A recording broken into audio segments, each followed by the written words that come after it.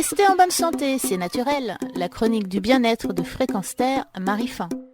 Même si vous n'êtes pas du genre à perdre vos cheveux ni à avoir une calvitie, la chute des cheveux est, selon les dires de ma pharmacienne, inévitable après la grossesse.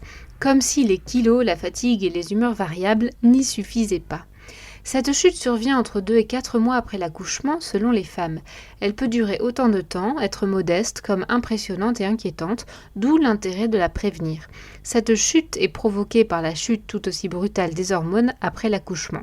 Pour la limiter, il est donc recommandé de prendre des compléments alimentaires contenant des acides aminés soufrés, principaux composants de la kératine, mais aussi du zinc et des vitamines B, dont principalement les B5, 6 et 8. Avant de vous lancer dans vos achats, comparez bien les différents produits, car la concentration en agents actifs est très variable d'un produit à l'autre.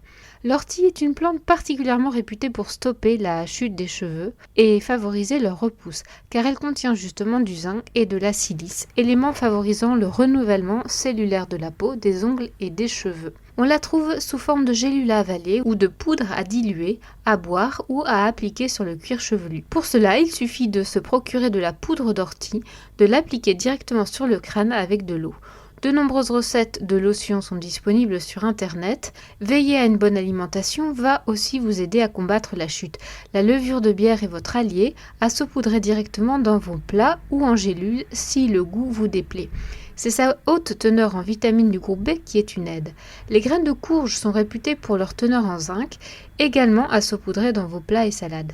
Une cure de pollen ou de gelée royale vous sera également bénéfique. Le germe de blé et l'huile de germe de blé sont également à considérer. L'huile peut être utilisée en interne comme en externe pour vos potions ou vos salades, car il ne faut surtout pas la chauffer. En amont également, des frictions locales à l'aide de potions toutes faites ou maison.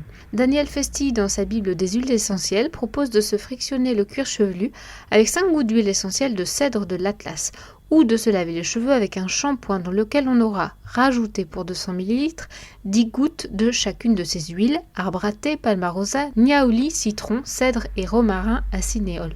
Si par malheur tous ces bons soins n'y suffisaient pas, consultez un dermatologue. Ce dernier peut vous prescrire une prise de sang pour déceler d'éventuelles carences et vous indiquer des produits plus spécifiques. À savoir, une carence en fer peut accentuer la chute des cheveux, or elle est fréquente après un accouchement. Souvent, les dermatologues prescrivent la cystine B6 et surtout le Minodexil 2%, une lotion disponible sans ordonnance, dont le traitement peut s'étaler sur plusieurs mois. C'est d'ailleurs la clé de réussite de tous les traitements présentés ici, le long terme, la patience et la persévérance.